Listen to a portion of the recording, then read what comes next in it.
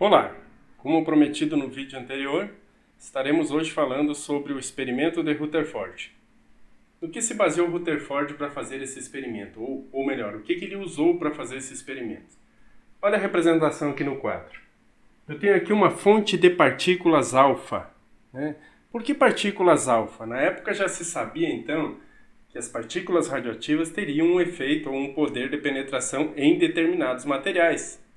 Então, dessa forma, usou-se partículas radioativas de carga positiva, que a partícula alfa é positiva, beta negativa e partícula gama, partícula neutra. Então, partindo desse princípio, ele emitiu um feixe de partículas alfa em direção a uma lâmina muito fina, que até foi chamada de delgada. Então, sabia Rutherford, na época já, que essas partículas atravessariam, então, teriam esse poder de penetração de atravessar essa lâmina de ouro muito fina. Então, o que ele fez? Emitiu essas partículas alfa, partículas positiva radioativa, em direção à lâmina de ouro. O que acontece? Algumas partículas passam livremente, ou a maioria das partículas passam livremente, como se não existisse nada, como se a lâmina de ouro não estivesse naquela posição. Então, 99% das partículas atravessam a lâmina de ouro. 1% das partículas ou ricocheteou, ou seja, sofreu um desvio no caminho, ou se chocou e retornou em direção à fonte. Vejam bem, isso daqui é um detector de partículas. Ou seja, ele precisava ver onde essas partículas iriam, para ele chegar à conclusão final depois. Então, qual foi a conclusão que Rutherford chegou?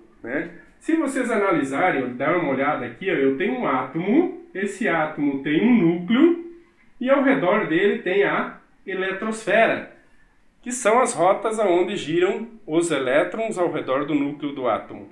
Então, veja bem. As partículas, concluiu Rutherford, as partículas que passaram direto, como se não existisse a lâmina de ouro, elas teriam passado por um espaço vazio, ou seja, a maioria das partículas passaram por um espaço vazio.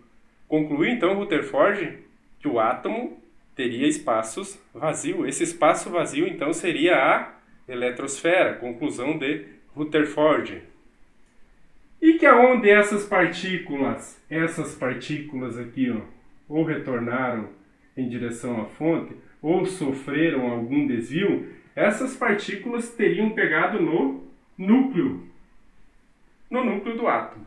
Então, o que definiu Rutherford? Rutherford definiu o seguinte: o núcleo é maciço, aonde a composição desse núcleo está presente os prótons, e sugeriu Rutherford, na época ele não conseguia provar, então com o experimento dele, mais tarde em 1932 foi comprovado, mas então na época Rutherford sugeriu que no núcleo existia prótons de carga positiva e também nêutrons, que mais tarde então a ciência conseguiu provar a existência dos nêutrons no núcleo do átomo.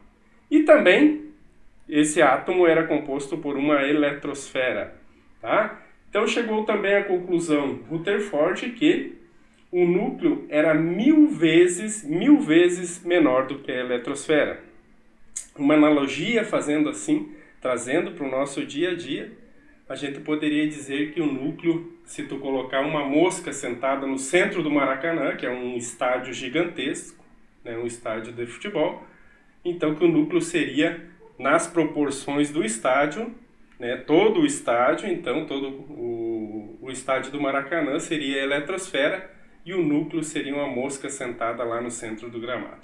Então, mais ou menos foram essas as conclusões que Rutherford sugeriu através do experimento dele. Mais tarde, juntamente com Bohr, Rutherford vai chegar a outras conclusões através do experimento ou do modelo atômico Rutherford-Bohr. Fechou?